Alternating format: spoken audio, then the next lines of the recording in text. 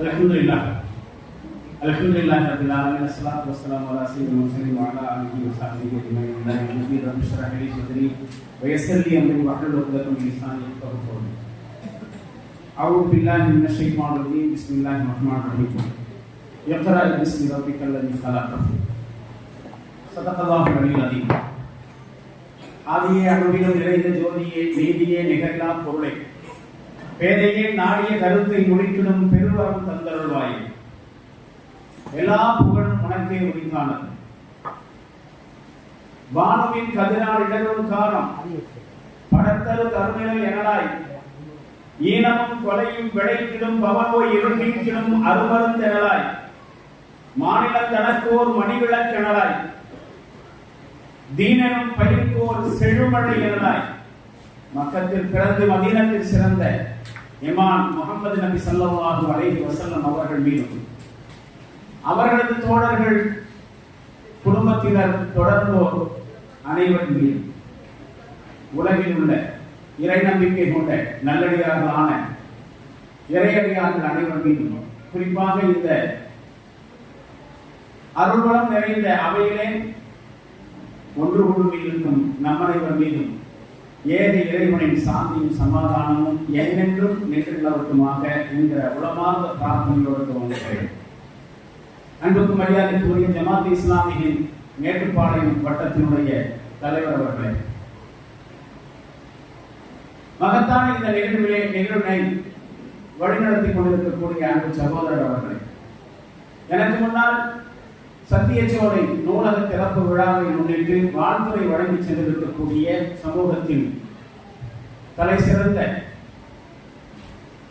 அறிஞர்களை, ஆண்டோர்களே, எனக்கு முன்னால் வாழ்த்துறை வழங்கி அமர்ந்திருக்கக்கூடிய வழக்கறிஞர் ரஹ்மான் அவர்களே, மற்றுமுள்ள சமூக தலைவர்களே, இங்கு திரளாக கூடியிருக்கக்கூடிய நாளைய சமுதாயத்தின் விடிவெள்ளிகளை, முதுகெலும்புகளை உருவாக்குவதற்கு காத்துக் கொண்டிருக்கக்கூடிய அன்புசார் பெற்றோர்களை,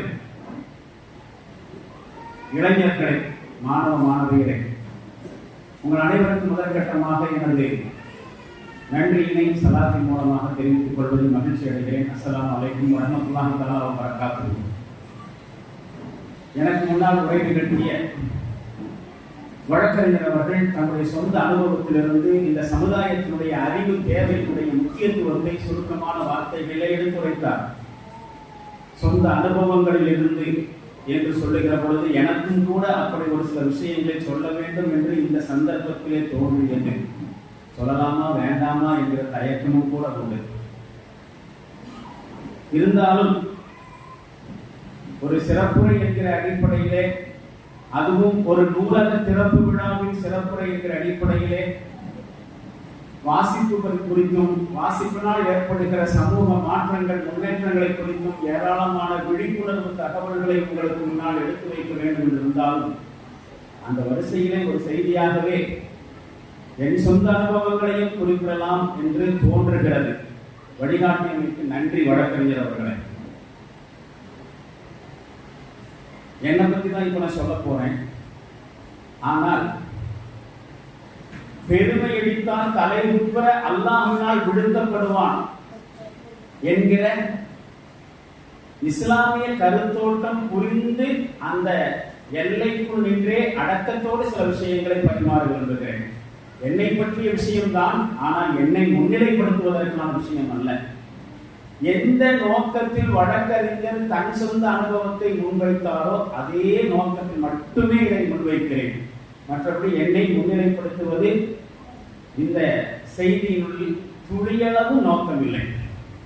நான் முகமது இஸ்மாயில் விந்தாதி என்று அழைக்கப்படுகிறேன். 1983 கோயம்புத்தூர்ல இந்தாதூர் அரபிக் கல்லூரியில் பட்டம் வாங்கினேன். பல இடங்களில் இமாமத் பணிகளில் இருந்தேன். சில கல்லூரிகளிலே பேராசிரியராக பணியாற்றி இருக்கிறேன். தற்பொழுது ஒரு பள்ளிவாசல்ல சுமார் 23 வருடங்களாக இமாமாக, சத்தீபாக பணியாற்றி கொண்டிருக்கிறேன். ஒரு மெட்ரிகுலேஷன் ஸ்கூல்ல 12 வருடங்கள் அரபிக் மாரல் சயின்ஸ் டிபார்ட்மெண்ட்டுடைய HOD-யாக பணியாற்றி இருக்கிறேன். அதே போன்று ஒரு 13 வருடங்கள் ஒரு மகளிர் இஸ்லாமிய கல்லூரியினுடைய பாரதியார் பல்கலைக்கழகத்தினுடைய அங்கீகாரத்துடன் கூடிய பட்டப்படிப்பு வழங்குகிற ஒரு இஸ்லாமிய கல்லூரியில ஒரு 13 ஆண்டு காலங்கள் கரஸ்பாண்டண்டாக பணியாற்றி இருக்கிறேன். ப்ரொஃபஷனலி நான் ஒரு commercial designer come screen printer. அதுவும் ஒரு 12 வருட காலங்கள் கோவையிலும் சென்னையிலுமாக. இப்ப அமர்ந்திருக்கக்கூடிய உங்களை யாராவது ஒரு ஆள் வந்தானாக்க உட்கார வச்சு அப்படியே பென்சில்ல என்னால வரைஞ்சு காமிக்க முடியும். அப்படி அச்சாசலாக வரைந்த கமர்ஷியல் டிசைனர். கம்ப்யூட்டர்லாம் வரதுக்கு முன்னாடி மேனுவலாக தான் டிசைன் பண்ணணும். Visiting card, letter head, sticker எல்லாம் பெரிய சைஸுக்கு வந்து எந்த சைஸுக்கு தேவைப்படுதோ அது வந்து 10 மடங்கு பெரிய சைஸுக்கு வரைஞ்சி அதுக்கப்புறம் வந்து ஃபிலிம் எடுக்கணும். எனக்கு ஃபிலிம் ப்ராசஸிங் தெரியும். 12 வருஷம் அனுபவம் இருக்கிறார். அதே மாதிரி தற்பொழுதும் பாரதியார் பல்கலைக்கழகத்தினுடைய போர்ட் ஆஃப் சிலபஸ் மெம்பராக இருக்கிறேன். பொள்ளாச்சி எஸ்டிசி கல்லூரி ஸ்ரீ சரஸ்வதி தியாகராஜா கல்லூரியினுடைய ஹியூமன் எக்ஸலன்ஸ் டிபார்ட்மெண்ட்டுடைய எக்ஸ்டர்னல் மெம்பராக இருக்கிறேன். இப்பொழுதும் எனக்கு ஸ்கிரீன் பிரிண்டிங் தெரியும், கமர்ஷியல் டிசைனிங் தெரியும் என்பதோட கொஞ்சம் அப்ளிகேஷன் ஒர்க்ஸ், போட்டோஷாப், கோரல் ட்ரா மாதிரியான அப்ளிகேஷன்ல டிசைனிங் பண்ண தெரியும். ஃபிலிம் எடிட்டிங்கும் தெரியும். ப்ரீமியர் மாதிரியான சாஃப்ட்வேர்ல ஃபிலிம் எடிட்டிங் பண்ணியிருக்கிறேன். 10 டாக்குமெண்ட்ரிகள் தயார் பண்ணியிருக்கிறேன். ஒவ்வொரு டாக்குமெண்ட்ரியும் 1 மணி நேரம் ஓடக்கூடியது. நாமளே ஸ்கிரிப்ட் எழுதி நாமளே நேரேஷன் பண்ணி குரல் கொடுத்து அதற்கான காட்சி அமைப்புகளும் ஏற்படுத்தி எடிட்டிங் செய்து 10 சீடிகள் வரைக்கும் வந்திருக்கு. அதில் நிறைய உங்கள் சில பேர் பார்த்துருக்க கூடும். அதே மாதிரி ஒரு 5 லாங்குவேஜ் தெரியும். அதே மாதிரி ஒரு 5 புத்தகங்கள் மலையாளத்திலிருந்து மொழிபெயர்ப்பு செஞ்சிருக்கிறேன். ஒரு 7-8 புத்தகங்கள் சுயமாக எழுதியிருக்கிறேன். அதில் எலிக்கும் இல்லறம் என்பது மனோதத்துவ ரீதியில் குடும்ப கவுன்சிலிங் சம்பந்தப்பட்ட புத்தகமும் ஒன்று. மெட்ரிகுலேஷன் பள்ளிகளில் 1ஆம் வகுப்பிலிருந்து 9ஆம் வகுப்பு வரைக்கும் அறிவியல், புவியியல் என்று சொல்ல மாதிரி பண்பியல் என்கிற இஸ்லாமிய பாட புத்தகங்களை எழுதி இன்றைக்கு தமிழ்நாட்டில் 96 முஸ்லிம் மேனேஜ்மெண்ட் ஸ்கூல்களில் நான் எழுதிய அந்த பண்பியல்கிற புத்தகம் பாடத்திட்டத்தில் வைக்கப்பட்டிருக்கிறது. புரியும் கொஞ்சம்லாம் இருக்குது, வேணாம் போதும்னு நினைக்கிறேன். உங்கள்கிட்ட ஒரு கேள்வி, இந்த அளவுக்கு கடந்து வந்திருக்கிறேன். திரும்பவும் ஒரு விஷயத்தை தன்னடக்கத்தோடு சொல்லிக் கொடுக்கிறேன். சத்தியமாக என்னை முன்னிலைப்படுத்துவதோ என்னை பெருமைப்படுத்திக் கொள்வதோ இதற்கு பின்னால் நோக்கம் இல்லை. ஒரு முக்கியமான காரணத்துக்காக எடுத்து சொன்னேன். அப்ப இந்த அளவுக்கு கடந்து வந்திருக்கிறனால உங்கள்கிட்ட ஒரு கேள்வி, என்னுடைய எஜுகேஷன் குவாலிஃபிகேஷன் என்ன இருக்கும் என்று நீங்கள் கருதுகிறீர்கள்?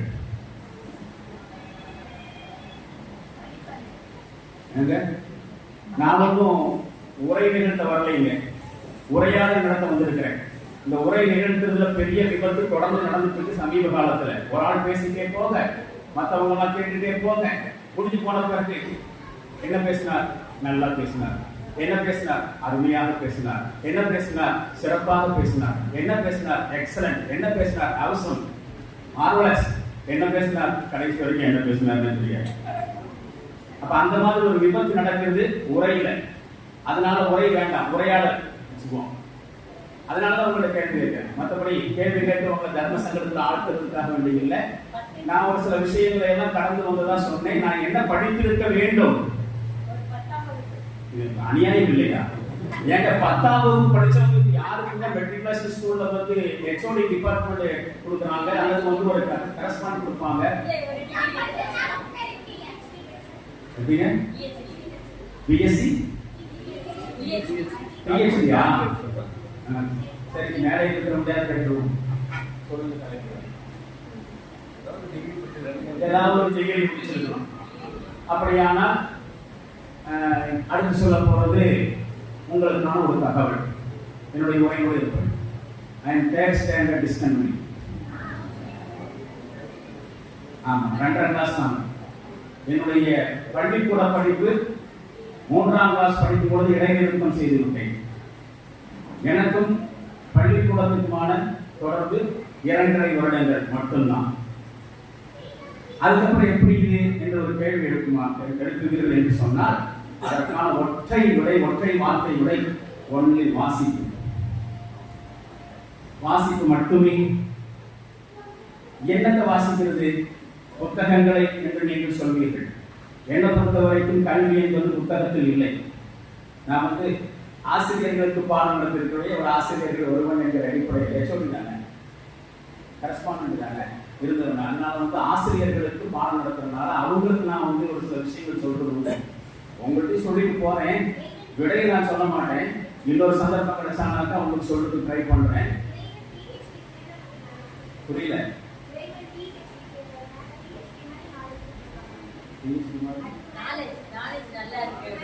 அப்படின்னு சொல்றீங்களா? எல்லா பொருளும் நல்லா இருக்கு. நான் அப்படி என்ன நினைக்கல. எப்போ இருந்தாலும் தமிழ் பழமொழியில எனக்கு மிகுந்த நம்பிக்கை உண்டு. எனக்கு சொன்னால் அது தமிழ் பழமொழி மட்டுமல்ல, இஸ்லாமிய கருத்தோட்டமும் கூட. கற்றது கையளவு, கல்லாதது கடலளவு. இஸ்லாமும் அதுதான் சொல்லுது. தமிழ் வழக்காக மட்டுமல்ல, இஸ்லாமும் அதை சொல்லக்கூடிய விஷயம் தான். அப்ப அதனால எல்லா புகழும் அல்லாஹ்வுக்கே, அவ்வளவுதான். நாம் சொல்ல வந்த விஷயம் அது அல்ல. வாசிப்பை பொறுத்த வரைக்கும் நான் என்னுடைய ஆசிரியர்களிடம் சொல்லக்கூடிய ஒரு முக்கியமான விஷயம், மாணவர்களை நீங்கள் எப்படி கையாள வேண்டும் என்று சொல்லுகிற பல செய்திகள்ல ஒன்றாக சொல்வது, அவங்களுக்கு ஒரு 3 முடிச்சு போட்டுருவேன். அதாவது ஆங்கிலத்தில் NOT அப்படின்னு ஒரு வேர்டு இருக்கு. NOT, நாட் அப்படின்னா என்ன அர்த்தம்? நாட்னா என்ன அர்த்தம்? நாட் NOT சத்தமா சொல்லலாம், இல்லை. அந்த 3 NOT என்று சொல்லக்கூடிய நாட்டு மூலமாக, இல்லைகள் மூலமாக 3 நாட்டு போடுறது என்னுடைய வழக்கம். நாட்டு KN கரெக்ட், 3 முடிச்சு. அதுக்கு நான் சொல்லுவாங்க ஸ்பெல்லிங் டிஃபரெண்ட், கரெக்டுங்களா? அப்ப 3 நாட்டு மூலமாக 3 நாட்டு போட்டுருவோம். என்னுடைய ஆசிரியர்களுக்கு நான் சொல்லக்கூடிய விஷயம், duty of masters is not teaching. எத்தனை பேர் ஏற்றுக்கிறீங்க, ஏற்றுக்க மாட்டேங்க எனக்கு தெரியாது. Duty of masters is not teaching என்ன அர்த்தம்? அப்படின்னு சொல்லி தப்பிச்சுக்கலாமா? ஆசிரியர்களின் வேலை கற்றுக் கொடுப்பது அல்ல. ஏற்றுக்குவீங்களா? ஏற்றுக்க மாட்டீங்க. ஆசிரியர் வேலை இதெல்லாம் கற்றுக் கொடுக்குறது தானே. என்னையா கோயம்புத்தூர் புதுசா கதை விட அப்படின்னு மைண்ட் வாய்ஸ் கேட்குது. அந்த மைண்ட் வாய்ஸ் அங்கே இருக்கட்டும். ஒரு முடிச்சு அதுல ஒரு நாள் போடும். Duty of masters is not teaching சொல்லி ஒரு இல்லை மூலமாக ஒரு முடிச்சு போட்டேன். இரண்டாவதாக education is not in book. கல்வி என்பது புத்தகத்தில் இல்லை. அப்படியா? அதுக்குதான் ஐயா ஆயிரங்களா கொட்டி கொட்டி புக்ஸ் வாங்கி கொடுக்கிறோம். கல்வி புக்கில் இல்லைன்னு சொன்னா எப்படி? புக்கில் இருக்கிறதான கல்வி, அதுக்குதான புத்தகங்கள் அப்படின்னு நீங்க நினைக்கிறீங்க. என்னுடைய சொந்த அனுபவத்தில் நான் சொல்வதாக இருந்தால் கல்வி என்பது புத்தகத்தில் இல்லை. Education is not in the book. அதே மாதிரி all masters of is not teachers. All educationists are not teachers. All teachers are not educationists. கல்வியாளர்கள் எல்லாம் ஆசிரியர்கள் அல்ல. ஆசிரியர்கள் எல்லாம் கல்வியாளர்களாக இருக்கணுங்கிற அவசியமும் இல்லை. நான் இஸ்லாமிய கண்ணோட்டத்திலையும் சொல்றேன், அனுபவத்திலையும் சொல்றேன். ஆனா இதை பற்றி நான் பேச வரல. இப்ப 3 நாட் போடலாம், 3 முடிச்சு போட்டாச்சா? உங்க காதுலாம் புகை வருதா? அப்படியே திங்க் பண்ணுங்க. விடை கிடைச்சானாக்கா எனக்கு செய்தி அனுப்புங்க. இல்லைன்னா இன்னொரு சந்தர்ப்பத்தில் நானே விடையை சொல்ல வரேன். அதெல்லாம் ஒரு பக்கம் இருக்கட்டும். இந்த வாசிப்பு என்று சொல்லக்கூடிய விஷயம் இருக்கிறதே, இதை இந்த உலகத்திற்கு சரியான முறையில் அடிக்கோடிட்டுக் கொள்ளுங்கள். சரியான முறையிலே எடுத்து சொன்னது இஸ்லாம். அதற்கு முன்னாடி வாசிப்பே இல்லையா என்று கேட்டால் இருக்கிறது. அதற்கு முன்னாடிதான் இஸ்லாம் என்பதை நபிகளார் ஸல்லல்லாஹு அலைஹி வஸல்லம் காலத்துக்கு பிறகுதான் நாமளே பார்க்கிறோம். ஆனா உண்மையிலே இஸ்லாம் நபிகளாருடைய காலத்துக்கு பிறகல்ல. இந்த உலகம் தோன்றிய காலத்திலிருந்தே இஸ்லாம் இருக்கிறது. இந்த உலகத்துடைய முதல் மனிதன் முஸ்லிம். அதான் இஸ்லாத்துடைய நம்பிக்கை, இஸ்லாத்துடைய கொள்கையாக இருக்கிறது. அந்த அடிப்படையில திருக்குர்ஆன் ஷரீஃபை நாம பார்க்கிறோம் அப்படின்னு சொன்னாக்கா, வஅல்லம ஆதமல் அஸ்மாஅ குல்லஹா, சும்மா அழவகும் அலல் மலாயிகா. திருக்குர்ஆன் ஷரீஃபில் 2வது அத்தியாயம் சூரத்துல் பக்ராவுல ஆரம்ப வரிகளிலேயே 31வது வசனத்தில் வருகிற செய்தி, ஆதமை படைத்து இறைவன் அனைத்தின் கல்வியையும் கற்றுக் கொடுத்தான். எல்லாவற்றையும் கற்றுக் கொடுத்து பிறகு அவற்றையெல்லாம் வானவர்களிடத்தில் எடுத்து காட்டி என்னென்ன கல்வி அறிவுகள் எல்லாம் ஆதமுக்கு கற்றுக் கொடுக்கப்பட்டதோ அவற்றை மலக்குமார்கள் அறிவுஜீவிகள் அவர்களிடத்திலே எடுத்து காட்டிவிட்டு அன்பி கூலி அஸ்மாஇ ஹாஉலாஇ இன் குன்தும் சாதிக்கின், மாணவர்களே நீங்கள் சொல்வதில் உண்மையாளர்களாக இருந்தால் நான் இப்ப ஆதமுக்கு கற்றுக் கொடுத்திருக்கக்கூடிய விஷயங்கள்ல ஏதாவது ஒன்றை நீங்க அனௌன்ஸ்மெண்ட் பண்ணி பார்க்கலாம் என்று கேட்பதாக குர்ஆனிலே பார்க்கிறோம். அப்படியானால் இந்த உலகத்திற்கு வரக்கூடிய முதல் மனிதன் முழு அறிவாளியாக வருகிறார். மனுஷன் குரங்கிலிருந்து பிறந்தான் என்று சொல்லி ஒரு மனிதர் சொன்னார், டார்வின் என்று சொல்லக்கூடிய ஒரு மனுஷன். அது விஞ்ஞானத்துடைய மிகப்பெரிய கண்டுபிடிப்பாக சொல்லப்படுகிறது. ஆனால் உண்மையில அந்த டார்வினிசம் என்பது ஒரு நிரூபிக்கப்பட்ட உண்மை இல்லை, அது ஒரு யூகம், ஒரு அசம்ஷன் மட்டும்தான். ஆனால் அந்த யூகத்தையே மிகப்பெரிய விஞ்ஞான கண்டுபிடிப்பாக உலகம் போற்றிக் கொண்டிருப்பது உண்டு. மடமையில் உச்சகட்ட மடமை என்று சொல்லலாம். அதை அவரே கூட ஒரு கட்டத்தில் ஏற்றுக்கொண்டார், அதெல்லாம் வெளியே வரவையில் இருக்கட்டும். ஆனா உண்மையிலேயே மனுஷன் பிறந்திலிருந்து பரிணாமம் அடைந்து அதுக்கப்புறம் எவ்வளவோ அனுபவ ரீதியான அறிவுகளை எல்லாம் உள்வாங்கிக் கொண்டு அதற்கு பிறகு இன்றைக்கு நாம் பார்க்கக்கூடிய மனிதனாக பரிணாமம் அடைந்தான், இந்த அளவுக்கு வந்து சேர்ந்தான் என்றெல்லாம் சொல்லப்படுவதுல துளிகளவும் உண்மை இல்லை.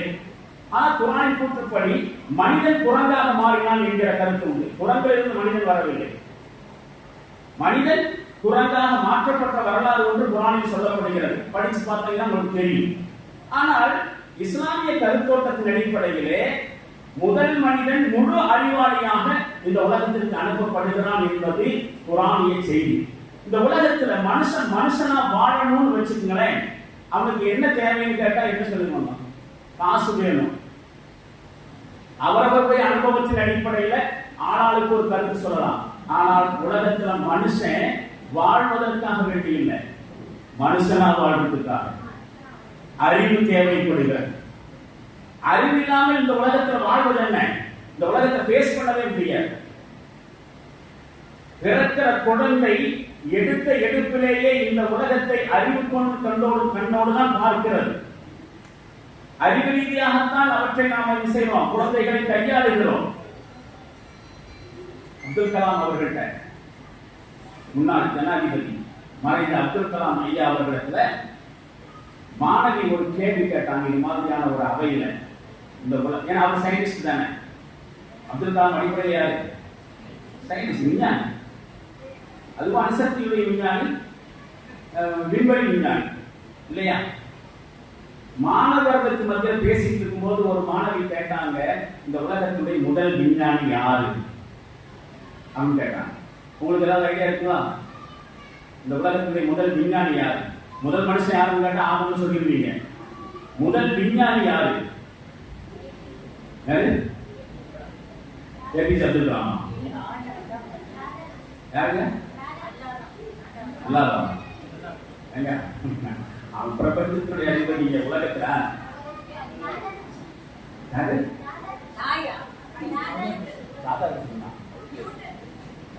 நியூட்டனா? நியூட்டன், ஐன்ஸ்டைன், தாய் அம்மாவா? ஆளாளுக்கு ஒன்று சொல்லுங்க, குத்து மதிப்பா இல்லையா சொல்லி வைப்போம். சரியான ஆன்சர் நீங்களே எடுத்துங்க அப்படின்னு ஸ்டூடெண்ட்ஸ் சொல்ற மாதிரி சொல்றீங்க அப்படின்னு கேட்டாங்க. இந்த உலகத்தினுடைய முதல் விஞ்ஞானி யாருன்னு கேட்டப்ப அப்துல் கலாம் என்ன பதில் சொன்னா தெரியுமா? என்ன நபியா இருக்கலாம், ஆனா அவர் சொன்னது குழந்தைன்னு சொன்னார். குழந்தை தான் இந்த உலகத்தின் முதல் விஞ்ஞானின்னு சொன்னார். ஏன் என்பதற்கான விளக்கத்தை அவரே சொன்னார். அதுக்கு எப்ப பேச தெரியுதோ அதுக்கு முன்னாடி அவர் சொன்ன மாதிரி, இதுக்கு முன்னாடி ஒரு பேசும்போது சொன்னாங்க இல்லையா, 2 letter syllabus யாரோ சொன்ன மாதிரி இருந்துச்சு. பேசினாங்க இல்லையா? அந்த மாதிரி கட்டம் தாண்டி சில விஷயங்களை வார்த்தைகளாக தொகுத்து பேசுகிற கட்டம் வரும். ஆரம்பத்துல ஓரெழுத்து வார்த்தைகள், 2 எழுத்து வார்த்தைகள், அப்படியே தத்தக்காங்கிற மாதிரி எதையாவது சொல்லிட்டு அதற்கென்று ஒரு பாஷை இருக்கு. உலகத்திலே ரொம்ப இனிமையான பாஷை எதுன்னு கேட்டா மழலை பாஷைன்னு சொல்லலாம். அம்மாவுக்கு மட்டும்தான் புரியும் அந்த பாஷை, வேற யாருக்குமே தெரியாது. அந்த வகையில அம்மாவும் ஒரு சயின்டிஸ்ட் தான். ஓகே, அப்ப அந்த மாதிரி ஏன் பேச வார்த்தைகளை சேர்த்து தொடராக பேச தொடங்கின உடனேயே அது பேசுகிற விஷயம் தெரியுமா? கேள்விதான். கேட்கத்தான் செய்யும். குழந்தைக்கு சாப்பாடு ஊட்டும் போது அம்மா காகத்தை காமிச்சு சாப்பாடு ஊட்டணும் சொன்னாங்க. அம்மாவுக்கு சொல்லுவாங்க காகம் சொல்லுவாங்க, திரும்ப என்ன செய்யும்? அது என்னன்னு என்ன என்ன என்ன என்னன்னு கேட்டு அம்மாவை தொலைச்செடுக்கும். விஞ்ஞானத்தினுடைய முதல் படியே கேள்விதான். நபி ஸல்லல்லாஹு அலைஹி வஸல்லம் அவர்கள் கேள்வியை பற்றி சொல்கிற பொழுது அஸ்ஸுஆல் நிஸ்ஃபுல் இல்ம் என்று சொல்வார்கள். கேள்விதான் பாதி கல்வி. கேட்டா தான் தெரியும். கேட்காம சும்மா உட்கார்ந்துட்டுனாக்கா எல்லாம் தெரிஞ்ச ஏகாபரம் அப்படின்னு சொல்லிட்டு மதிப்பு செஞ்சு உட்கார்ந்துருவாங்க. கேள்வி கேட்கிற பொழுதுதான் விடையை தெரிந்து கொள்வதற்குரிய வாய்ப்புகள் கிடைக்கும். அப்ப கேள்விதான் அறிவினுடைய ஊற்று. விஞ்ஞானத்தினுடைய முதல் பாடமே கேள்வி. கேள்வி கேட்டுத்தான் இந்த உலகத்துல அறிவு வளருகிறது. எனவே குழந்தை தான் முதல் விஞ்ஞானின்னு அவர் சொன்னார். இப்ப அந்த அடிப்படையில பார்க்கிற சமயத்துல அறிவு இருந்தால் மட்டும்தான் வாழ முடியும், மனிதனாக வாழ முடியும் என்பதை தாண்டி இந்த உலகத்தை எதிர்கொள்வதற்கே வாசிப்பு அறிவு தேவை, படிப்பறிவு தேவை. அதனால்தான் இந்த உலகத்திற்கு வரக்கூடிய முதல் மனிதரையே முழு அறிவாளியாக இந்த உலகத்திற்கு அல்லாஹ் அனுப்பி வச்சான்னு குர்ஆன்ல நான் சொன்னேன். அப்ப நான் சொன்ன அந்த குர்ஆன் வசனத்திலிருந்து நாம புரிஞ்சுக்கிற முதலாவது விஷயம், அறிவுக்கும் மனுஷனுக்கும் இடையில் இருக்கக்கூடிய அந்த கனெக்ஷன் இருக்கு, அந்த ரிலேஷன்ஷிப் இருக்கு, அது இந்த உலகத்தினுடைய வரலாற்றுக்கு சமமானது. அறிவு எப்ப ஆரம்பிச்சது? இந்த உலகத்துல முதல் அறிவு எப்ப ஆரம்பிச்சிருக்காங்க? மனுஷன் பிறந்து மனுஷனா பண்ணாங்க, ஞானத்தால் மனுஷனெல்லாம் வந்தானா, அதுக்கப்புறம் அவன் முதல் கண்டுபிடிப்பு ஒண்ணு கண்டுபிடிச்சான். என்ன மனிதன் கண்டுபிடிச்ச முதல் கண்டுபிடிப்பு என்னவா? சக்கரம் சொல்லுவாங்க. சக்கரம் உண்மையிலே சக்கரமா இல்ல, அவனுடைய மனுஷ அறிவுக்கு அடிப்படையில். ஏன்னா அவன் தான் மனுஷன் பிறந்தது பிறந்தான் சொல்றானே. மனுஷன் பிறந்தது பிறந்தவன் என்கிற சித்தாந்தத்தை உடையவர்களை கருத்துப்படி மனுஷன் கண்டுபிடிச்ச முதல் கண்டுபிடிப்பு சக்கரம். அதுக்கு அப்புறம் தான் அடுத்தடுத்த ஒவ்வொன்றா கண்டுபிடிச்சான் என்று சொல்லுவார்கள். ஆனால் அப்படி அவன் சக்கரத்தை கண்டுபிடிக்கிறதுக்கு முன்னாடி நீண்ட காலம் அப்ப அறிவே இல்லாம தான் உலகம் கடந்து வந்திருக்கிறது அப்படின்னு சொல்றாங்க. எப்ப சக்கரத்தை கண்டுபிடிச்சானோ அதுக்கப்புறம் தான் அறிவினுடைய யுகம் ஆரம்பிக்கிறது. அறிவினுடைய ஸ்டார்டிங் பாயிண்ட் சக்கரத்தை கண்டுபிடிச்சது என்று அவங்க சொல்றாங்க. ஆனால் உண்மையிலேயே அறிவுக்கும் மனுஷனுக்கும் இருக்கக்கூடிய அந்த தொடர்பு என்பது இந்த உலகம் எப்பொழுது தொடங்கியதோ அப்பொழுதிலிருந்தே அறிவும் ஆரம்பமாகிவிட்டது. அறிவுக்கும் மனுஷனுக்கும் இருக்கக்கூடிய இணைப்பு என்பது இந்த உலகத்தினுடைய வரலாற்றுக்கு சமமான வரலாறு கொண்டது. அப்படித்தான் இஸ்லாத்தினுடைய நிலம் கருத்தோட்டம் இருக்கிறது. அப்ப இந்த உலகத்துல மனுஷன் வாழ தொடங்குற சமயத்திலேயே மனுஷனுக்கும் அறிவுக்குமான தொடர்பு வந்தாச்சு. இப்ப அந்த வகையில மனுஷனையும் அறிவையும் பிரிச்சு பார்க்கவே முடியாது. சரி, இப்ப நான் ஒரு கதை சொல்லித்தான் அடுத்து போகணும். கதை சொல்லாங்களா? சொல்லுமா? கதை கேட்டு வளர்ந்ததுதான் நம்ம நாடு. சரி, அறிவுக்கும் மனுஷனுக்கும் இருக்கக்கூடிய அந்த தொடர்பை பற்றி விளக்குறதுக்கு கடவுளோடு சம்பந்தப்பட்டு கம்யூனிசம் என்று ஒரு சித்தாந்தம் இருக்கு. அந்த கம்யூனிசம் சித்தாந்தம் பொருளாதார தத்துவத்தை சொல்றது மட்டுமல்ல, கார்ல் மார்க்ஸ், லெனின் மாதிரி உள்ளவங்க பொருளாதார சீர்திருத்தம் சம்பந்தப்பட்ட கருத்துக்களை மட்டும் முன்வைக்கல, அதோட சேர்த்து இன்னொரு கருத்தை முன்வச்சாங்க. என்ன கருத்து தெரியுங்களா? கடவுள் இல்லைங்கிற கருத்து. கம்யூனிஸ்ட்காரங்களை பொறுத்தவரைக்கும் என்ன செய்ய மாட்டாங்க, கடவுளை ஏற்றுக்கொள்ள மாட்டாங்க. அந்த மாதிரி சித்தாந்தம் இருக்கக்கூடிய ஒரு பள்ளிக்கூட ஆசிரியரே பள்ளிக்கூடத்துல பாடம் நடத்துற சமயத்துல எப்பொழுதுமே ஸ்டூடெண்ட்ஸுக்கு என்ன செய்வாங்கன்னு சொன்னாங்கன்னாக்க, இந்த கடவுள் இல்லை அப்படிங்கிற அந்த செய்தியை என்ன செய்வாரு, கொஞ்சம் கொஞ்சமா ஃபீட் பண்ணுவார். இந்த வாழைப்பழத்துல ஊசி ஏற்றுறதுன்னு சொல்லுவாங்கல்ல, அது என்ன வாழைப்பழத்துல ஊசி ஏற்றுறது? போயிட்டே இருக்கிறது இல்ல, உள்ள ஏற்றுறதே தெரியாது. அவ்வளவு நாசுக்காக கருத்து திணிப்பு செய்யுது. கருத்து திணிக்கிறது அவ்வளவு இலகுவாக மண்டைக்குள்ள போத்துருது. அதுதான் வாழைப்பழத்துல ஊசி ஏற்றுமா சொல்லுவாங்க. அப்ப கடவுள் இல்லை, படைத்தவன் என்பது கிடையாது, இந்த உலகத்துல எல்லாமே தன்னால வந்ததுதான் அப்படிங்கிற அந்த கருத்தை மாணவர்களுக்கு மத்தியில நுழைக்கிறதுக்காக வேண்டி அவர் அவ்வப்பொழுது எதையாவது ஒண்ணு செஞ்சு காமிச்சுட்டு இருப்பார். அந்த மாதிரி ஒரு நாள் அவர் என்ன பண்ணாருன்னா, பாடம் நடத்திட்டு இருக்கிற சமயத்துல பாடம் நடத்தி முடிஞ்சாச்சு. ஒரு 10 நிமிஷம் இருக்கு அந்த பீரியட் முடியறதுக்கு. இப்ப அவர் ஸ்டூடெண்ட்ஸ் எல்லாம் உட்கார்ந்து வச்சு கேட்டாரு, டியர் ஸ்டூடெண்ட்ஸ், நான் இப்போ உங்கள்ட்ட சில கொஸ்டின்ஸ் பண்ண போறேன், எனக்கு சரியான ஒரு ஆன்சர் கொடுங்க அப்படின்னு சொல்லி அவங்க மென்டலி ப்ரிப்பேர் பண்ணிட்டு அவர் என்ன செய்யறாரு, போர்டை காமிச்சு கேட்கிறாரு, மாணவர்களே இந்த போர்டு இருக்குது, இந்த போர்டு உங்க கண்ணுக்கு தெரியுதா அப்படின்னு கேட்டார். இப்ப நான் கேட்கிறேன்னு வச்சுக்கேன், இங்க பிளக்ஸ் வச்சிருக்கல, உங்களுக்கு எல்லாம் தெரியுதுங்களா? தெரியுதுன்னா தெரியுதுன்னு சொல்லுங்க. அப்பதான் நீங்க பேச்சை வாங்கிட்டு இருக்கீங்கன்னு அர்த்தம். பேச்சை கேட்கிறதுங்கிறது வேற, காதுல வாங்குறதுங்கிறது வேற, மனசுல வாங்குறதுங்கிறது வேற. உங்க காதோட சேர்த்து மனசையும் கொடுத்துருங்க. அது அந்த விட்டர் பிளஸ் தெரியுதுங்களா? நல்ல சத்தமா சொல்லுங்க, தெரியுதுங்களா? அவரு போர்டை காமிச்சு கேட்டாரு, பிளாக் போர்டு கண்ணுக்கு தெரியுதா? எல்லாம் சொன்னாங்க, என்ன செய்வாங்க, தெரியுதுன்னு சொன்னாங்க. உடனே அவர் சொன்னாரு, ஏன் தெரியுது தெரியுமா? இருக்கு, அதனால தெரியுது. இது இல்லைன்னா தெரியாது. இதுதான் லாஜிக். கரெக்ட் தானங்க? லாஜிக் கரெக்டா? ஏன் தெரியுது? இருக்குது, தெரியுது. இது இங்க இல்லைன்னா தெரியாது. இங்க இருக்கக்கூடிய டேபிள் கண்ணுக்கு தெரியுதா? தெரியுது. ஏன் தெரியுது? இருக்கு, தெரியுது. டேபிளுக்கு மேல இருக்கக்கூடிய பாட்டில் தெரியுதா? தெரியுது. ஏன் தெரியுது? ஏன் தெரியுது? இருக்குது, அதனால தெரியும். இது இங்க இல்லைன்னா தெரியாது.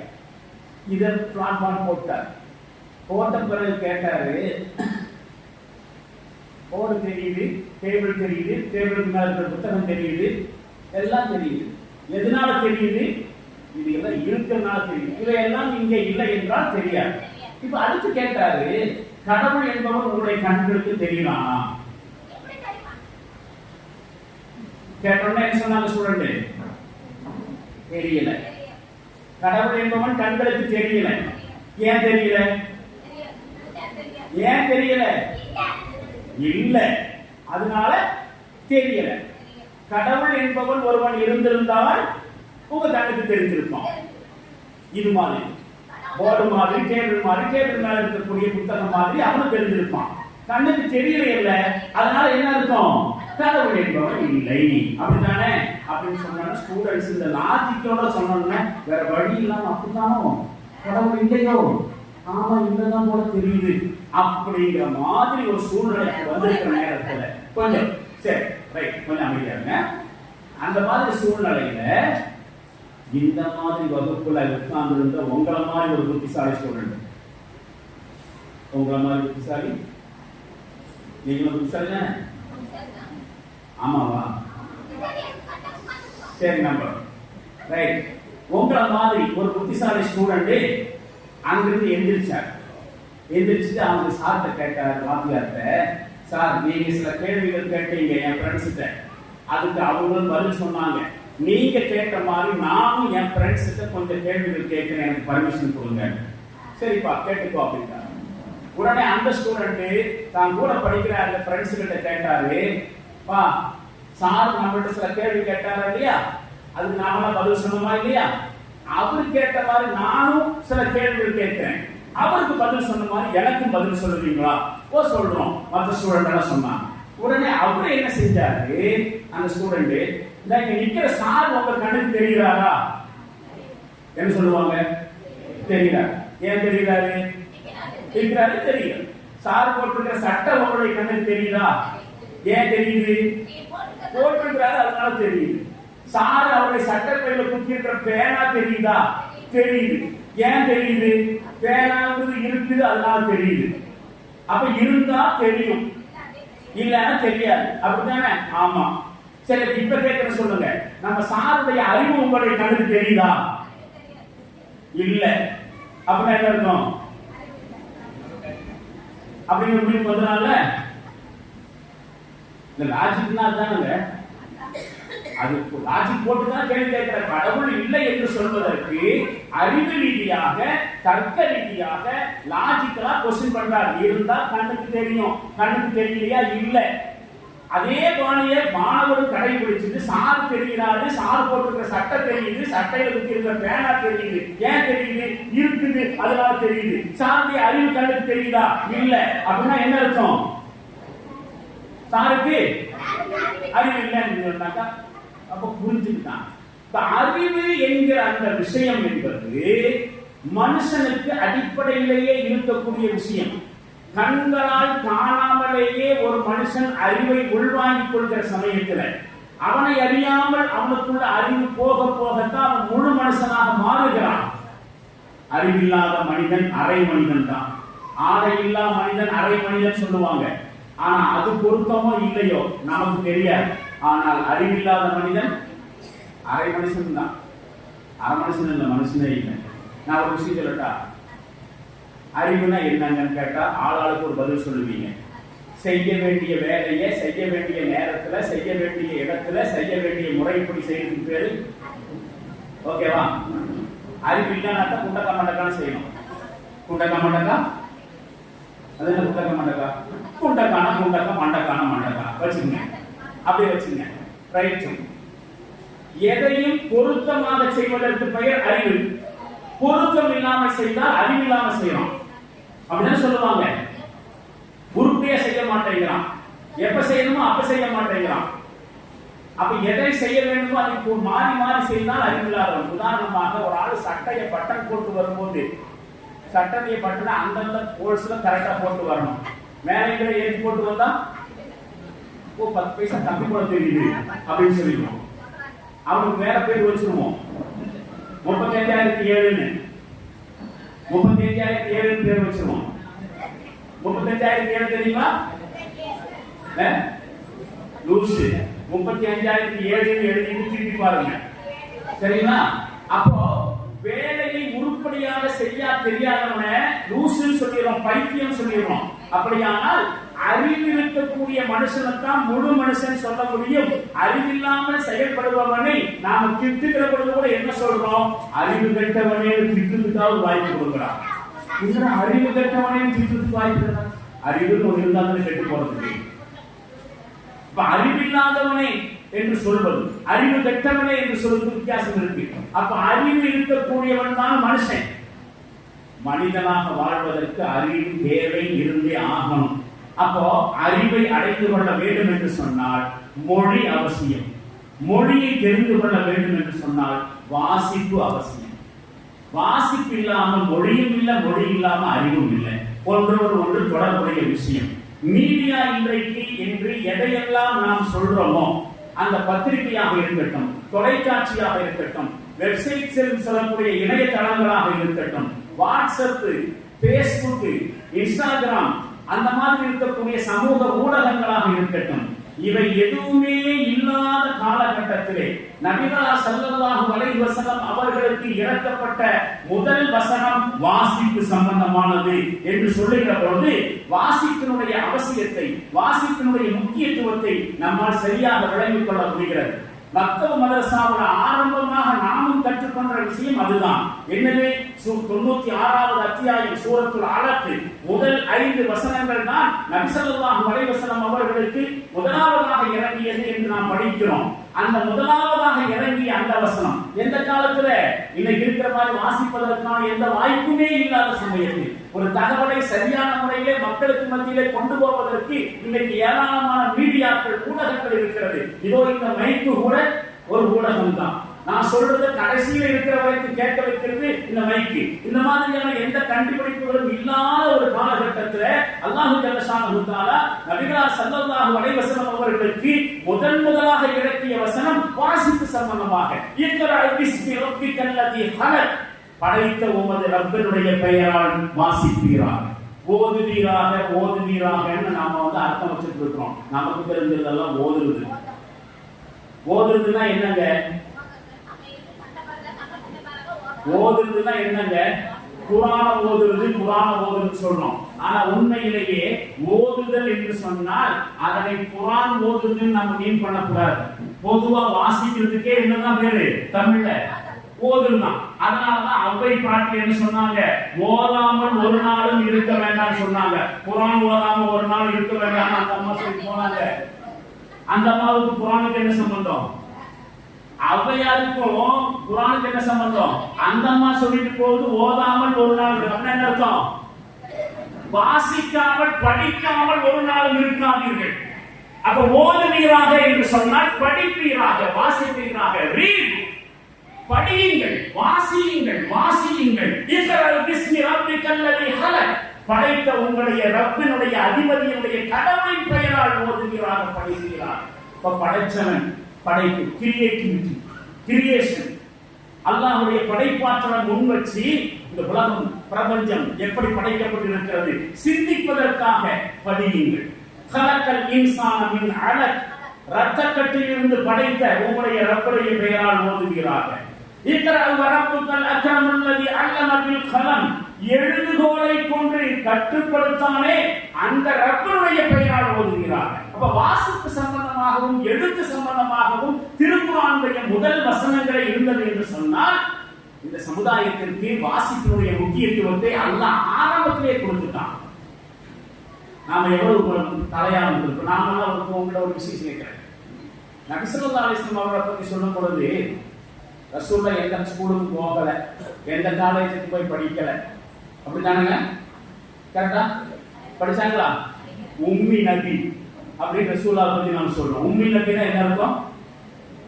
எழுத படிக்க தெரியாதவர். உண்மைதான், எழுத படிக்க தெரியாதவர் தான்.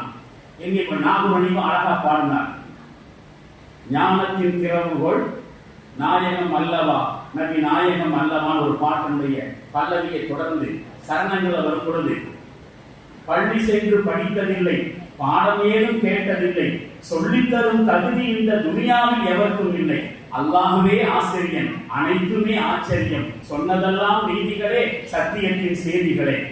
அழகாக எழுதினார் கவிஞர், அழகாக பாடம் செஞ்சார். அப்ப எங்கேயும் போய் ரசூலுல்லாஹ் படிக்கல, உம்மி நபி சொல்றோம். ஆனா ரசூலுல்லாஹ் தன்னை பற்றி மற்றவர்களுக்கு அனுப்பும் பொழுது, அறிமுகப்படுத்தும் போது என்ன சொன்னாங்க தெரியுமா? இன்னமா புஇஸ்து முஅல்லிமா, நான் ஒரு ஆசிரியனாகத்தான் அனுப்பப்பட்டிருக்கிறேன், கற்றுக் கொடுப்பவனாக அனுப்பப்பட்டிருக்கிறேன். அதனாலதான் நான் ஆரம்பத்தில் சொன்னேன், படிச்சவங்க எல்லாம் ஆசிரியரா இருக்கணுங்கிற அவசியம் இல்லை, ஆசிரியர்கள் எல்லாம் படிச்சிருக்கணுங்கிற அவசியம் இல்லை. ரசூலுல்லாஹ் ஆசிரியர் தான், ஆனா எங்கேயுமே படிக்கல. தன்னை அறிமுகப்படுத்துகிற பொழுது ஆசிரியர்கள் அறிமுகப்படுத்துகிறார். இப்ப என்னுடைய கேள்வி அதுவல்ல, விஷயம் என்ன தெரியுமா? நபி ஸல்லல்லாஹு அலைஹி வஸல்லம் அவர்களுக்கு அல்லாஹ் கொடுத்த முதல் ஆர்டரே படியுங்கள், நபியே வாசிக்கிறார். அதானே இந்த முதல் ஆர்டரே ரசூலுல்லாஹ் ஃபாலோ பண்ணாம இருந்திருப்பாங்க? அல்லாஹ்விடமிருந்து வந்த முதல் கட்டளையை ரசூலுல்லாஹ் கண்டுக்காம விட்டுருப்பாங்களா? அப்படியானால் ரசூலுல்லாஹ் கற்றுக் கொண்டிருப்பார். ஸ்கூலுக்கு போயிட்டல, காலேஜுக்கு போகல, யாரும் ரசூலுல்லாஹ்வுக்கு ஆசிரியராக இருந்து கற்றுக்கொள்ளவில்லை. ஆனால் நபிகளார் ஸல்லல்லாஹு அலைஹி வஸல்லம் அவர்கள் எப்படி கற்றுக்கொண்டார்கள்? யாரிடமிருந்து கற்றுக்கொண்டார்கள்? அல்லாஹ்விடமிருந்து கற்றுக்கொண்டார்கள், ஜிப்ரீல் மூலமாக கற்றுக்கொண்டார்கள். உலகத்தினுடைய அத்துணை சூழ்நிலைகளை ஆய்வு செய்து விஷயங்களை உள்வாங்கிக் கொண்டு தன்னை ஆசிரியராக முன்னிலைப்படுத்தி ஒட்டுமொத்த உலக சமுதாயத்திற்கு அன்று மட்டுமல்ல, இன்று மட்டுமல்ல, கியாமத் நாள் வரைக்கும் ரசூலுல்லாஹி அலைஹி வஸல்லம் அவர்கள் ஆசிரியர் தான் இருந்திருக்கிறாங்க பார்க்கிறோம். ஒரு சமுதாயத்தினுடைய வளர்ச்சிக்காக, முன்னேற்றத்திற்காக படியுங்கள், நீங்கள் படியுங்கள் என்று சொல்லி ஒரு சமுதாயத்தையே வார்த்தெடுத்த ஒரு இயக்கம் இஸ்லாத்தை தவிர உலகத்தில் வேறு எதுவுமே இல்லை. நான் ஏராளமான செய்திகளை சொல்ல வேண்டும், நேரம் குறைவாக இருக்கிறது, முடிஞ்ச வரைக்கும் சுருக்கமாக சொல்ல முயற்சிக்கிறேன். வாசிப்பின் மூலமாக, ஆய்வுகளின் மூலமாக மனுஷங்களுக்கு அறிவை, உணர்வை வழங்கி ஒரு முழுமையான சமுதாயத்தை வளர்த்தெடுக்க வேண்டும் அப்படிங்கிற கட்டளை பிறப்பிக்கப்பட்ட ஒரு இயக்கம் தான் இஸ்லாம். ஜமாத் இஸ்லாமி ஹிந்தும் அந்த வழியில் தான் தன்னுடைய தொண்டர்களுக்கு படியுங்கள், படியுங்கள், படியுங்கள், படியுங்கள் என்கிறது. வாசிக்காத வாராந்திர கூட்டங்கள் இருக்கக்கூடாது. வாசிக்காத தனிப்பட்ட முறை வாசிங்கள், கூட்டாக வாசிங்கள்.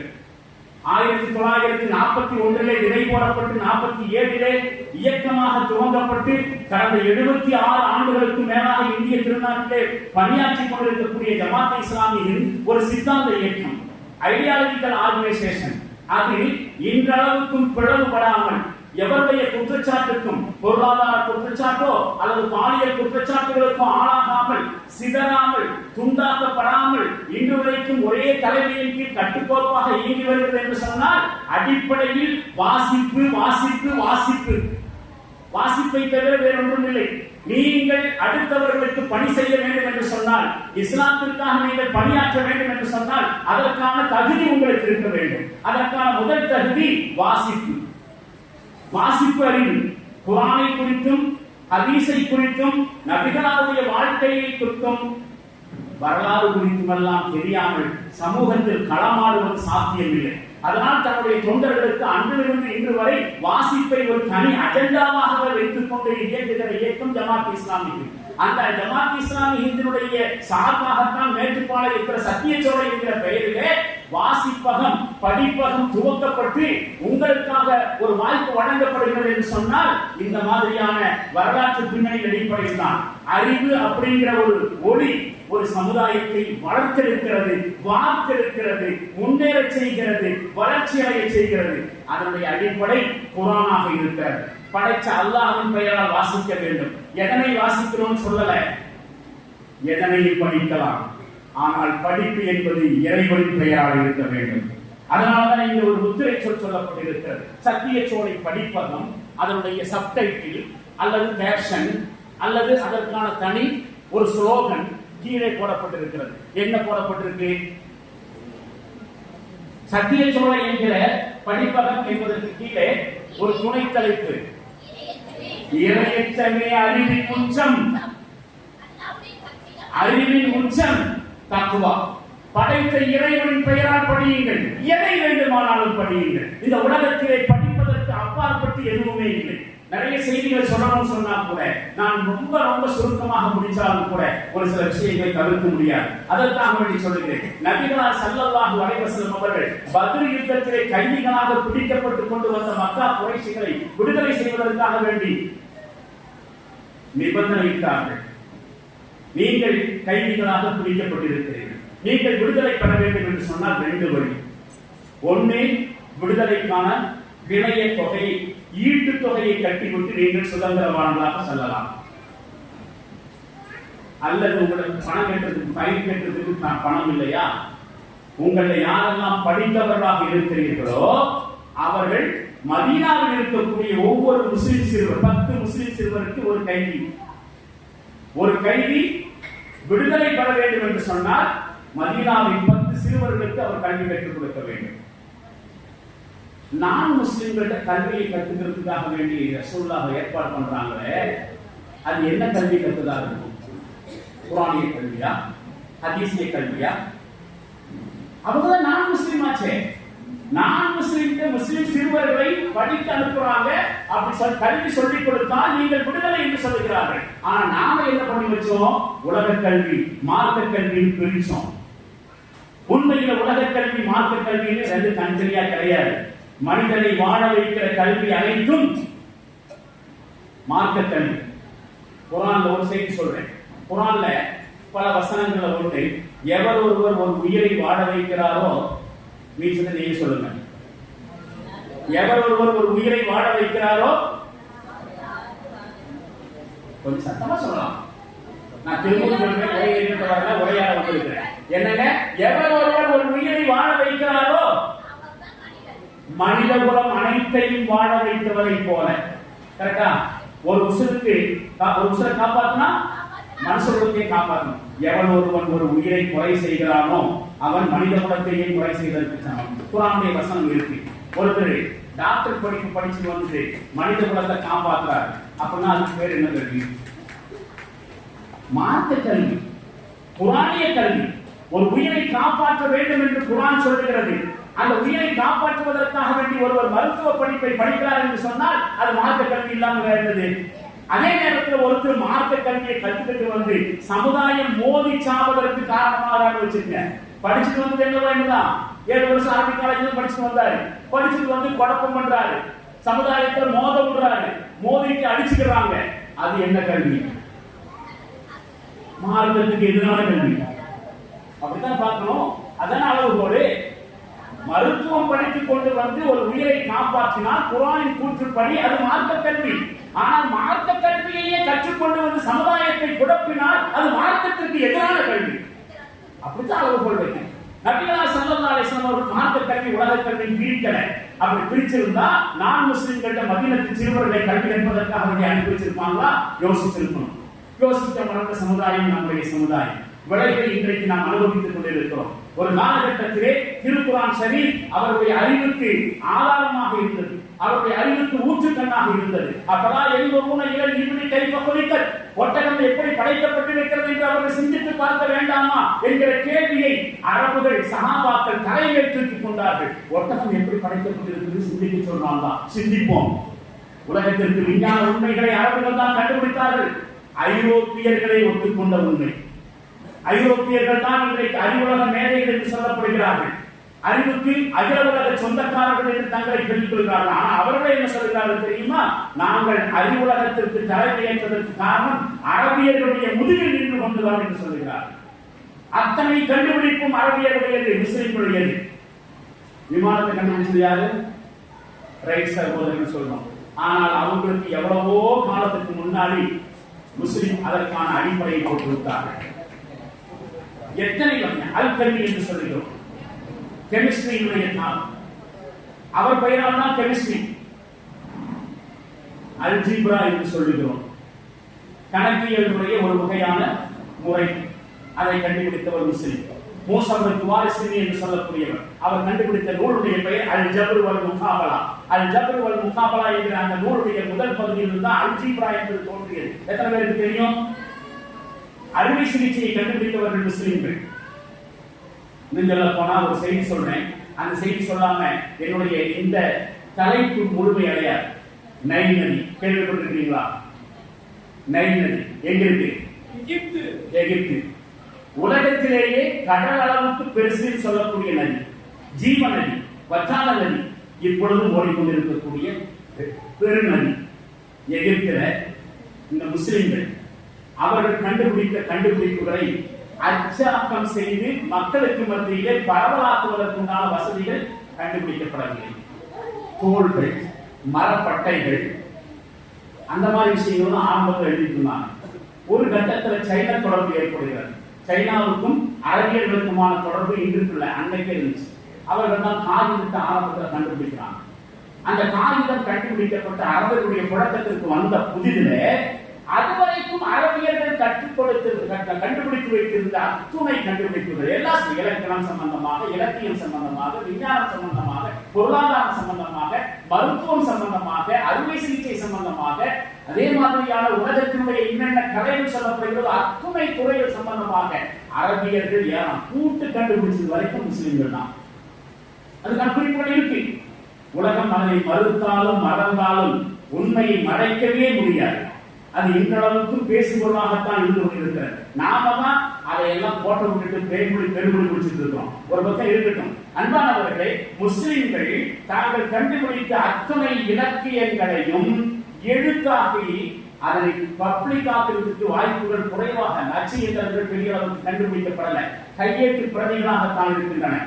பார்த்து பார்த்து எழுதித்தான் இன்னொரு பிரதி எடுக்கணும். அந்த மாதிரி காலகட்டத்தில் நைல் நதி கரையோரத்தில் முஸ்லிம்களுடைய ஆட்சி காலத்தில் மிக பிரம்மாண்டமான ஒரு நூலகம் அமைக்கப்பட்டிருந்துச்சு.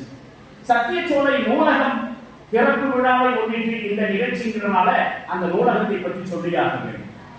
பிரம்மாண்டமான நூலகம். எந்த அளவுக்கு பிரம்மாண்டமான நூலகம்?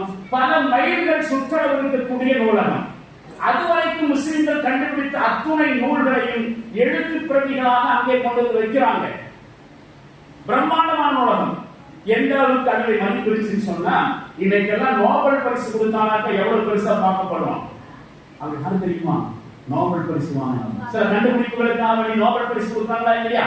அந்த மாதிரி எவராவது ஒரு எழுத்தாளர் ஒரு புதிய நூலை, ஒரு புதிய கருத்தை கண்டுபிடித்து கொண்டு வந்து அங்க சப்மிட் பண்ணுனா அவருக்கு ஒரு சான்று கொடுப்பாங்க. அதற்கு பிறகு அவர் உலக பிரபலமாவார். எந்த அளவுக்கு அப்படின்னா தெரியுமா? இவர் எழுதின புக்கு ஒண்ணு நைல் நதி கரையோரத்துடன் லைப்ரரியில் வைக்கப்பட்டிருக்கு தெரியுமா? அந்த அளவுக்கு இவர் பெரிய அறிவாளி, கல்விமான் என்று பாராட்டப்படுவார்கள். அங்க இன்னைக்கு இருக்கக்கூடிய நோபல் பரிசுக்கு சமமாக அது பார்க்கப்படுச்சு. அதனால முஸ்லிம்களால் கண்டுபிடிக்கப்பட்ட அத்துணை கலைகளும் எழுத்து வடிவத்திலே, கையெழுத்து பிரதி வடிவத்திலே அங்கே பல மைல்கள் சுற்றுலாவாக இருக்கக்கூடிய அந்த நூலகத்திலே பாதுகாப்பாக வைக்கப்பட்டுச்சு. யாராவது ரெஃபர் பண்ணதுக்காண்டி அங்க வந்து ரெஃபர் எடுத்து போயிருவாங்க. உலகத்துல இந்தியாவுல கல்வியினுடைய ஆர்வம் சொல்லுவாங்க. நாலந்தா பல்கலைக்கழகம் சொல்லி ஒரு இருந்ததாக கேள்விப்பட்டிருப்பீங்க. ஆனால் அதை விடவும் பிரம்மாண்டமாக இருந்ததுதான் நைல் நதி கரையோரத்தில் முஸ்லிம்களால் உருவாக்கப்பட்ட அந்த மிக பிரம்மாண்டமான நூலகம். அந்த நூலகம் சிறுவை யுத்தத்தின் பொழுது எதிரிகளால் தீக்கிரையாக்கப்பட்டுச்சு. எப்பொழுதுமே அப்படித்தான். இன்றைக்கும் பலஸ்தீனிலே உட்பட எல்லா இடத்திலும் ஆக்கிரமிப்பு நாடுகள், வல்லாதிக்க நாடுகள் ஒரு நாட்டை அழிப்பதற்கு முதலாக கையில் எடுக்கக்கூடிய விஷயம் லைப்ரரிகள், பல்கலைக்கழகங்கள், பள்ளிக்கூடங்களின் மீது குண்டு வீசி தகர்ப்பது.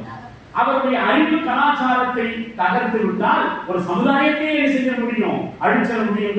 இன்றைக்கு இருக்கக்கூடிய இஸ்ரேல் வரைக்கும் தெரிகிறது. இஸ்ரேலை பற்றியும் தனியாக பேச வேண்டும். வாய்ப்பு இருந்தால் அதனையும் ஒரு 5 நிமிஷம் சொல்ல ட்ரை பண்றேன். அன்பானவர்களே, நான் சொல்ல வருகிற விஷயம், சிலுவை யுத்தத்திலே அந்த பிரம்மாண்டமான லைப்ரரி தீக்கிரையாக்கப்பட்ட அந்த புத்தகங்கள், நைல் நதி கரையில இருந்த அந்த புத்தகங்கள், நைல் நதியில அந்த சாம்பல்களை எல்லாம் கரைச்சு விட்டான். எரிக்கப்பட்ட புத்தகங்கள் ஒரு நாள் அல்ல, 2 நாள் அல்ல, 6 நாட்கள் பிரம்மாண்டமான கடல் மாதிரி இருக்கக்கூடிய அந்த நைல் நதி 6 நாட்கள் கலக்கப்பட்ட சாம்பல் காரணமாக கருப்பா ஓடிச்சுன்னு வரலாறு. அவ்வளவு பெரிய நதி 6 நாட்கள் கருப்பாக ஓட வேண்டும் என்று சொன்னால் எவ்வளவு சாம்பல்கள் கரைக்கப்பட்டிருக்கும்? அவ்வளவு சாம்பல்கள் கரைக்கப்பட்டிருச்சுனாக்க எவ்வளவு புத்தகங்கள் எரிக்கப்பட்டிருக்கும்? அவ்வளவு புத்தகங்கள் எரிக்கப்பட்டிருக்கும் என்று சொன்னால் அதுக்குள்ளே இருந்த அறிவு கருவூலங்கள் எவ்வளவு இருந்திருக்கும்? ரஷ்யாவிலிருந்து வெளிவரக்கூடிய ஒரு புத்தகத்திலிருந்து நான் படித்த செய்தியை தான் உங்களுக்கு நான் பகிர்ந்திருக்கிறேன். அதில் எழுதலாம், பின் குறிப்பாக இன்றைக்கு மட்டும் அந்த நைல் நதி கரையோரம் முஸ்லிம்களால் நிர்மாணிக்கப்பட்ட அந்த நூலகம் இருந்திருக்குமானால் ஒட்டுமொத்த உலகத்தினுடைய அறிவு முஸ்லிம்கள் கைகளிலே இருந்திருக்கும். இன்னைக்கு நம்ம கையில் இல்லை. இன்னைக்கு உலக அறிவுடைய கையில் யார் கையில் தெரியுமா? இஸ்ரேல் கையில். இஸ்ரேல் நாம பேஸ்புக் சொல்லி போட்டு ஒன்று ஸ்க்ரோல் பண்ணி விட்டுட்டே இருக்கோம்ல, பீட்டான்னு சொல்லி பீட்டா யாரு? யூதன் தான், இஸ்ரேல் ப்ராடக்ட் தான் பேஸ்புக். உலகத்தினுடைய ஒட்டுமொத்த அறிவையும் தன் கை வைத்திருக்கிறான். அதனாலதான் அமெரிக்கா உட்பட மற்றவர்கள் அவனுக்கு நான் சப்போர்ட் பண்ணிக்கிறான். விவசாயம் அவனுடைய கையில, நவீன விஞ்ஞானம் அவனுடைய கையில, நவீன பொருளாதாரம் அவனுடைய கையில, எல்லாமே அவனுடைய கையில. அதனாலதான் உலகத்தை அவன் தள்ளியிருக்கிறான். ஒரு விஷயம் தெரியுமா? இன்னைக்கு பேசும்போது சொன்னாங்க, சின்ன வயசுலயே கையில மொபைலை கொடுத்துடுறோம், மொபைலை வச்சாதான் குழந்தை சாப்பிடுறது விட்டுருவாங்க இல்லையா? உங்களுக்கு தெரியுமா, உலகத்தில் தயாரிக்கப்படுகிற மொபைல் கேம்கள், டிஜிட்டல் கேம்கள் இருக்கா இல்லையா? அந்த கேம்ல 99% தயாரிப்பும் இஸ்ரேலுடைய. ஆனால் ஒரு விஷயம் தெரியுமா, இஸ்ரேல்ல மொபைல் கேம் விளையாடக்கூடாது. உலகத்தில் தயாரிக்கப்படுகிற கார்ட்டூன் சேனல்கள் 99% இஸ்ரேல் ப்ராடக்ட். ஆனால் இஸ்ரேலிய குழந்தைகள் கார்ட்டூன் பார்க்கக்கூடாது. ஏன்? உலகம் பூரா மொபைலுக்கு அடிமையாகட்டும், கேமுக்கு அடிமையாகட்டும், என்னுடைய குழந்தைகள் அவர்களை அடிமைப்படுத்தி ஆளட்டும். பாலிசி ப்ரிப்பேர் வச்சிருக்கான். அதனால்தான் இன்றைக்கு உலகம் இஸ்ரேலுக்கு பணிகிறது. அறிவு எங்கிருக்கிறதோ அந்த இடத்தை உலகம் திரும்பி பார்க்கும். அதுதான் உலக வரலாறு, இஸ்லாமிய வரலாறு. அதுதான் அன்புக்கு மரியாதைக்குரியவர்களே. நாம் எல்லாம் குர்ஆன் ஓதிக்கொண்டே இருக்கிறோம், அதன் மீதான நம்பிக்கை. ஆனால் கல்வி, அறிவு, கல்வியாளர்கள் வாசிப்பு, படிப்பு பற்றி குர்ஆன் சற்றேறக்கூடிய 16 அத்தியாயங்களிலே சுமார் 31 வசனங்களிலே பேசுகிறது. 16 அத்தியாயங்களில் 31 வசனங்களில் வாசிப்பு சம்பந்தமான இருக்கிறது. நாம் எங்க படிக்கிறோம்? வேடிக்கையான மனிதர்களாக இருக்கிறோம். நம்முடைய பெற்றோர்களை விட நம்மை படைத்த ரப்புக்கு அக்கறை இருக்கிறது. அதனால் படியுங்கள். உம்மா பாப்பா பால் கொடுப்பாங்க, அரவணைப்பாங்க, எல்லாம் செய்வாங்க. ஆனால் அறிவை அல்லாஹ் தான் கொடுக்க முடியும். அவன் கொடுக்கிறான், தருகிறேன் என்று சொல்லுகிறான். எவ்வளவு விஷயங்கள், அந்த பட்டியலை கூட என்னால் இப்பொழுது போட முடியாத அளவுக்கு கால நெருக்கடி குறிப்பிட்டு அன்புக்குரியவர்களே, நான் இப்போ ஒரு சில விஷயங்களை சொல்றேன். சொன்னா நம்ப மாட்டீங்க. குர்ஆன்ல முரண்பாடு இருக்குங்களா? உங்களுடைய நம்பிக்கை எப்படி? நாமெல்லாம் முஸ்லிம்களாக இருந்தால் குர்ஆனை குறித்த நம்முடைய நம்பிக்கை எப்படி இருக்குது? குர்ஆனுடைய கூற்றுப்படி குர்ஆன் அல்லாஹ் அல்லாத வேறு யாரிடம் இருந்தாவது இது இறக்கப்பட்டிருந்தால் இதில் ஏராளமான முரண்பாடுகளை பார்ப்பீர்கள். இறைவன் அல்லாத வேறு யாராவது இந்த குர்ஆனை இறக்கி வைத்திருந்தால் அதுல ஒண்ணுக்கு ஒண்ணு முரணா இருக்கும். முன்னுக்கு பின் முரணாக இருக்கும். இதில் எந்த ஏற்றத்தாழ்வும் இல்லை, முரண் இல்லை என்று குர்ஆனில் இருக்கிறது. ஆனால் ஒரு சில விஷயங்களை நான் உங்களுக்கு முன்னால் எடுத்து வைக்கிறேன். என்ன தெரியுமா? குர்ஆனில் அல்லாஹ்வுடைய நாளை பற்றி சொல்லுகிற பொழுது நமக்கெல்லாம் ஒரு நாள்னா எவ்வளவு டியூரேஷன்? 24 மணி நேரம். நம்முடைய ஒரு நாளுக்கு இருக்கக்கூடிய இடைவெளி 24 மணி நேரங்கள். 24 மணி நேரங்கள் ஒரு நாள். ஆனால் அல்லாஹ்விடத்தில் ஒரு நாள் என்பது எவ்வளவு என்பதை பற்றி குர்ஆன் சொல்லுகிற பொழுது நீங்கள் எண்ணி கணக்கிடுகிற 1000 வருடங்களுக்கு சமம்னு ஒரு வசனம். 1000 வருடங்களுக்கு சமம் ஒரு நாள். யார்கிட்ட? நமக்கு 24 மணி நேரம். அல்லாஹ்ட்ட ஒரு நாள்ங்கிறது நம்முடைய 1000 வருடம். 1000 வருடத்துல எத்தனை மணி நேரம் இருக்கு? ஒரு நாளைக்கு 24, ஒரு வாரத்துக்கு எத்தனை மணி நேரம்? ஒரு மாசத்துக்கு எத்தனை மணி நேரம்? ஒரு வருஷத்துக்கு எத்தனை மணி நேரம்? 1000 வருஷத்துக்கு எத்தனை மணி நேரம்? இப்படி புரிஞ்சுக்கங்க. எவ்வளவுங்கிறது நீங்க போய் வீட்டுல போய் உட்கார்ந்து கணக்கு போடுங்க. அப்ப நாம எண்ணி கணக்கெடுக்கிற 24 மணி நேரங்களை கொண்ட ஒரு நாள் என்பது அல்லாஹ்விடத்திலே நம்முடைய 1000 வருடங்களுக்கு சமம்னு ஒரு இடத்துல வருது.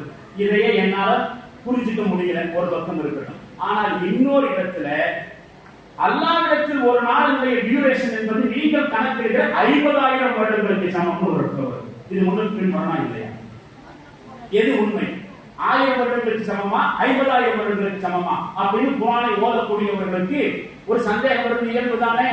வருமா வராதா? இன்னது குர்ஆன் முன்னுக்கு பின் முரணாக நீங்க பார்க்க மாட்டீங்கன்னு அல்லாஹ் சொல்றான். இந்த பக்கம் அல்லாஹ்விடத்தில் ஒரு வருடம் என்பது, ஒரு நாள் என்பது 1000 வருடங்களுக்கு சமம்ங்கிறான். அப்படியே ஓடிட்டு போனா 50,000 வருடங்களுக்கு சமம். அப்ப 1000 வருடத்துக்கு சமமா 50,000 வருடத்துக்கு சமமா? இந்த கேள்விக்கான விடை உங்களுக்கு தெரியும்னு தோணுதா? தோணலையா? இதுக்கான பதில் தெரியும் தோணலையா? தோணவே இல்லையா? அப்ப வேண்டாம், விட்டுலாம். எதுல உண்மை? 1000 வருடமா 50,000 வருடமா? சரி, 1000 வருடங்கள் என்பதையும் 50,000 வருடங்கள் என்பதையும் நான் எப்படி புரிஞ்சுக்கிறது? புரிஞ்சுக்க வேண்டாம். அல்லாஹ் சொன்னா கேட்டு போயிடலாம். இப்படி போலாமா? நீங்கள் இதனை புரிந்து கொள்ள வேண்டும் என்று சொன்னால் ஐன்ஸ்டீனுடைய 2 கண்டுபிடி, ரிலேட்டிவிட்டி தியரி ஒன்று இருக்கு, சார்பியல் தத்துவம்னு சொல்லுவோம். ஸ்கூல்ல படிச்சவங்க தெரியும். இன்னொன்று நீங்க எல்லாம் ஸ்கூல்ல படிச்சிருக்கக்கூடிய E is அப்புறம் mc2 ஃபார்முலா தெரியுங்களா?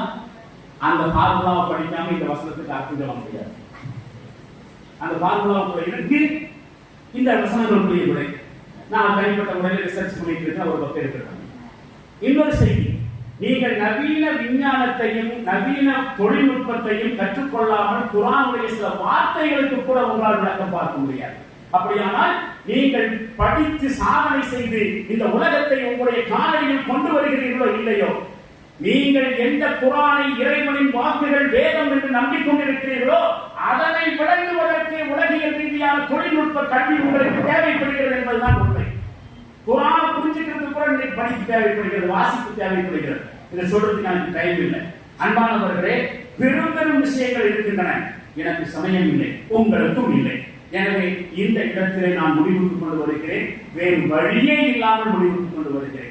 இதே மாதிரி இன்னும் 2 மணி நேரம் பேசுறதுக்கு செய்தி இருக்கு. இதே மாதிரி நாம புரிஞ்சுக்க வேண்டிய விஷயம் தெரியுமா? வாசிப்பு அது ஒண்ணுதான் முதல்ல நம்மளை மனுஷனா மாற்றும், நம்மளை பக்குவப்படுத்தும், நமக்கு புரிதலை கொடுக்கும், நம்மை முழுமையான மனிதனாக மாற்றும், நம்மை இந்த உலகத்திலே எதையும் எதிர்கொள்ளக்கூடிய ஒரு வில் பவர், ஒரு சரியான தைரியத்தை, வாய்ப்பை கொடுக்கக்கூடியது கண்டிப்பாக வாசிப்பு. ஆனால் இந்த வாசிப்பு விஷயத்தில் நாம் மிகவும் பின்தங்கி இருக்கிறோம். இந்த இடைவெளி நிரப்பப்பட வேண்டும். வாசிப்புக்கும் நமக்கும் இடையில் இருக்கக்கூடிய இந்த கேப் ஃபுல்ஃபில் பண்ணப்படணும். அதுக்காக வேண்டிப்பாங்க சத்திய சோலை படிப்போம். நானும் 1984 இருந்து மேட்டுப்பாளையத்துக்கு வந்துட்டு இருக்கிறேன். 84 இருந்து. ஆனால் இங்கே குறிப்பிட்டு சொல்லும்படியாக படிப்பு சம்பந்தமாக அதுதான் சொன்னார் வக்கீல். ஒரு காலத்தில் ஒரு லைப்ரரி இருந்துச்சு, உங்களுக்கு யாருக்காவது ஞாபகம் இருக்கான்னு கேட்டார். நீங்க இருந்துச்சுன்னு சொல்லி ஒரு தெரு பேரையும் சுட்டிக்காட்டி சொன்னார். வாசிப்பு என்பது நம்முடைய அடுத்த தலைமுறையை இந்த துனியாவை எதிர்கொள்வதற்காக முதுகெலும்பை தரக்கூடிய ஒரு மிகப்பெரிய சோர்ஸ். அதனை நாம கையில் எடுக்கணும். எவ்வளவுக்கு எவ்வளவு நாம கையில் எடுக்கிறோமோ அவ்வளவுக்கு அவ்வளவு நம்முடைய பிள்ளைகள் அதனை கையில் எடுப்பார்கள். நாம அடுத்த தலைமுறையை இஸ்லாத்திற்காக வேண்டிய அர்ப்பணம் செய்ய வேண்டும் என்று சொன்னால் வாசிப்பை அவர்களுக்கு கொடுக்க வேண்டும். வாசல் திறந்திருக்கிறது. சத்திய சோலை என்கிற பெயரில் வாருங்கள், கல்வியை அள்ளி பருகுங்கள், வாசியுங்கள், படியுங்கள். இன்ஷா அல்லாஹ் ஒரு வாய்ப்பை நீங்கள் ஏற்படுத்தி தந்தார். சத்திய சோழையோ ஜமாத் இஸ்லாமியோ இல்லை, இந்த உட்கார்ந்து இருக்கக்கூடிய நீங்கள் ஏற்படுத்தி தந்து இன்னொரு நிகழ்ச்சி இதே மாதிரி ஏற்பாடு செய்யுங்க, நாங்க இதை விட அதிகமா கூட்டம் வர்றோம், நிறைய பேரை கூட்டிட்டு வர்றோம் என்று நீங்கள் உங்களுடைய கருத்துக்களை நீங்கள் பதிவு செய்வீர்கள் என்று சொன்னால் இதனை தொடர்ந்து மேலும் சில ருசிகரமான அதே நேரத்தில் நுட்பமான, இன்னும் சொல்ல போனால் இதுவரைக்கும் நாம் கேள்விப்படாத பல செய்திகளை உங்களுக்கு நான் தருகிறேன். இன்ஷா அல்லாஹ் உங்களுக்கும் எனக்கும் அல்லாஹ் அப்படி ஒரு வாய்ப்பை ஏற்படுத்தி தருவானாக என்கிற பிரார்த்தனையோடும் என் வார்த்தைகளை நிறைவு செய்கிறேன். தெரிந்து கொண்ட விஷயங்களின் அடிப்படையிலே நாம் அறிவு சமுதாயமாக மாறுவதற்கு முயற்சி செய்வோம். அல்லாஹ் நம் அனைவர்களுக்கும் தௌஃபீக் செய்ய விடுவானாக. வாக்கு தாழ்வானா அனைத்து அஸ்ஸலாமு அலைக்கும் வரஹ்மத்துல்லாஹி வபரகாத்துஹு.